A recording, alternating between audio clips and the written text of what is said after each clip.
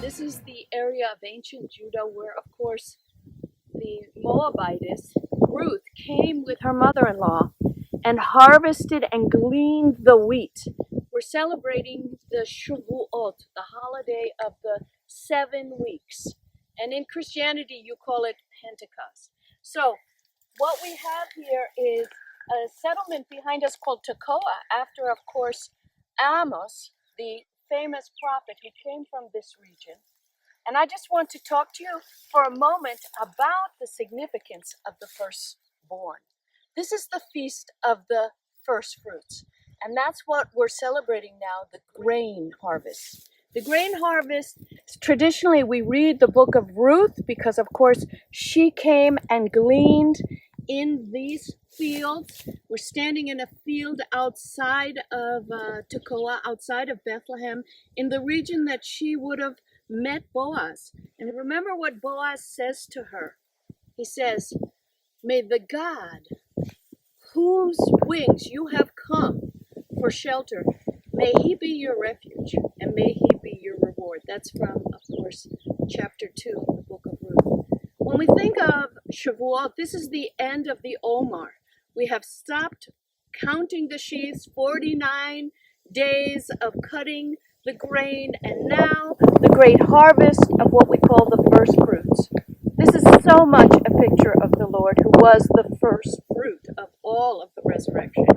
And here we have this bookends of the harvest. The first fruits are celebrated now, and of course, later on, we will celebrate the final harvest, which is in the 7th month. The beginning of the next holiday will be, of course, the Feast of Trumpets that happens in the 7th month.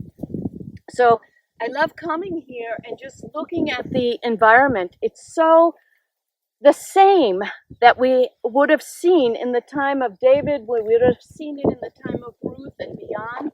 We are seeing the Judean hills, and today we have several 100,000 Jews who have returned to this area and are living here and making this their home. Ruth was a Gentile, and she followed her mother-in-law, Naomi, back to, of course, Bethlehem. She is a picture of the Gentile church aligning itself and loving the remnant of the Jewish people. And she became, of course, the great-grandmother of King David himself and is in the lineage of the Messiah because, of course, the Messiah had to come out of the house of David.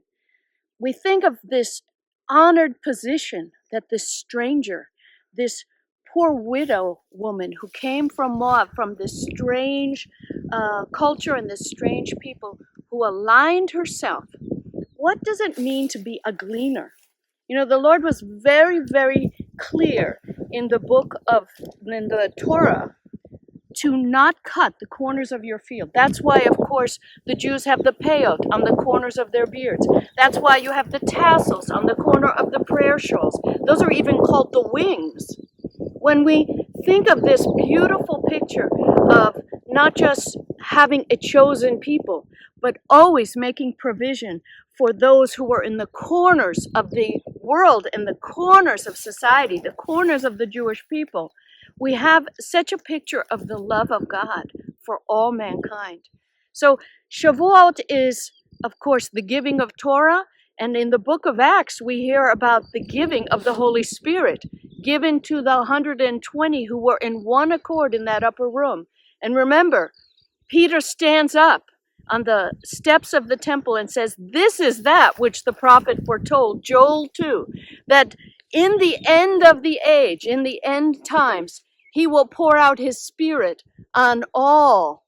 And this is what we are here to celebrate at this time. God is pouring out his Spirit. God is bringing in his Jewish people. And God is, of course, the Lord of the harvest. And he says, pray for the workers to go in. The harvest